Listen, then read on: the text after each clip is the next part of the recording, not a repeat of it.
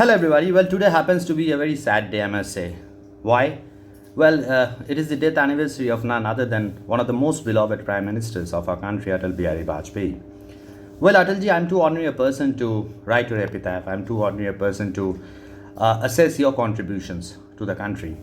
But within my limited political knowledge, I have no hesitation in stating that to me, you would always remain one of the tallest mass leaders this country has ever had. Not only this country, if you look around the world, then probably there's hardly anybody who can actually match your stature, match your status. Well, Atalji, you remain tremendously revered, admired, cutting across party lines. No wonder that the then Prime Minister, Pandit Jawaharlal Nehru, was so impressed by your oratorial skills during your first tenure as a Lok Sabha MP that he went on to predict that one day you would be the Prime Minister of the country. And years down the line, his words did come true. Atalji, you stand out because of your objectivity. You spoke your heart out, you spoke your mind out. It takes me back to the 60s when on the floor of the House, the Prime Minister Pandit Jawaharlal Nehru was being, severely lambasted and attacked by the opposition. You couldn't take it. You stood up and came to Pandit Nehru's rescue.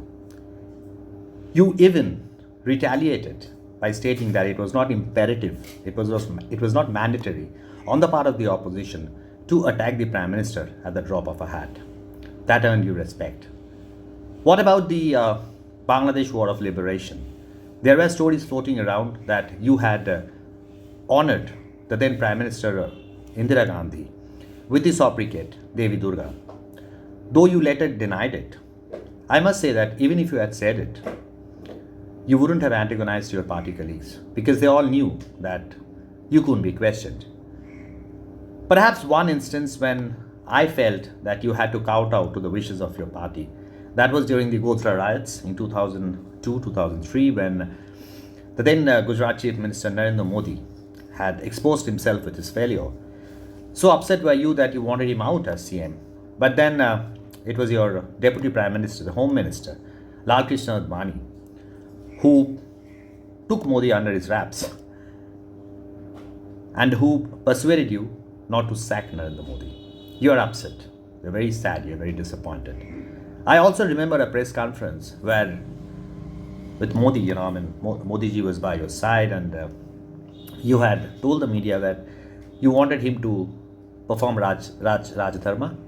Well, Modi ji whispered in your ears stating that that's exactly what he was doing, but your facial expression didn't endorse his words. Well, Atalji, I must tell you that you've been a pivot so far as Indian politics is concerned, no doubt about that. You had friends, as I said, cutting across party lines. P.V. Narasimha Rao, ex-Prime Minister, he was in awe of you. And you're given the responsibility of being the Prime Minister thrice.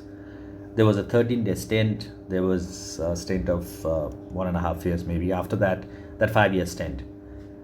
You actually showed the world how to run a coalition. You didn't have that many numbers, but still, you managed to have your way out thanks to your vision, thanks to your charisma. What has been your contribution as a Prime Minister, Atalji? Well, I must say that the Pokhran nuclear test, the highways that we see, the academic institutions, plenty of them.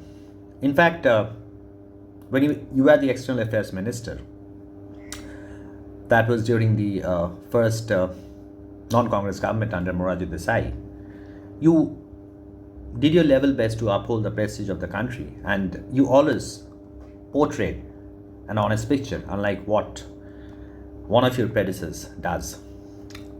And I don't need to elaborate on this, whom I'm talking about. You delivered a speech in Hindi at the United Nations General Assembly, and that earned you tremendous respect and admiration. You loved your country. You're passionate about your country. And despite your phenomenal oratorial skills, even in English, you prefer to speak in Hindi. That's what Atal Bihari Vajpayee is all about. Well, I have been watching videos, I've been reading up on obeisances and tributes pouring in. But I must tell you something that I really wondered whether your loyalists now actually do what they preach. If they really love you, if they really respect you, then they should ensure that they imbibe your teachings. They should imbibe what you have tried to impart. Why is it so that there's so much of disturbance all over the country?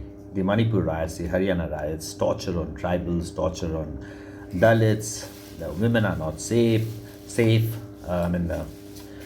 The unemployment rate is spiking, the inflation is also quite tension filled. So overall, we don't have a rosy picture to show the rest of the world. I really wonder whether the current crop of leaders is really serious about your teachings. Had it been so, then they would have actually given you plenty of reasons to smile from wherever you are. I know you're disturbed. I know you're peeved, you're miffed, you're extremely upset. Mere rhetoric doesn't work. It's all about execution. It's all about implementation. And I really hope that you try to reason these leaders out and ensure that they follow the path that you have shown. Well, Atalji, before I conclude, I must say that you'll always remain etched in our hearts, our minds. We have tremendous respect for you, irrespective of whether, at least I'm talking about myself, whether I endorse what your party preaches. You've been different, you've been hatke in the true sense of the term.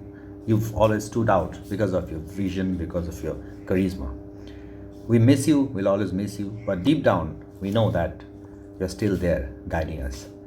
Well, thank you guys once again for all the support.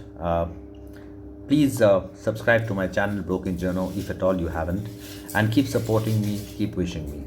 God bless, have a great Monday, have a great week ahead.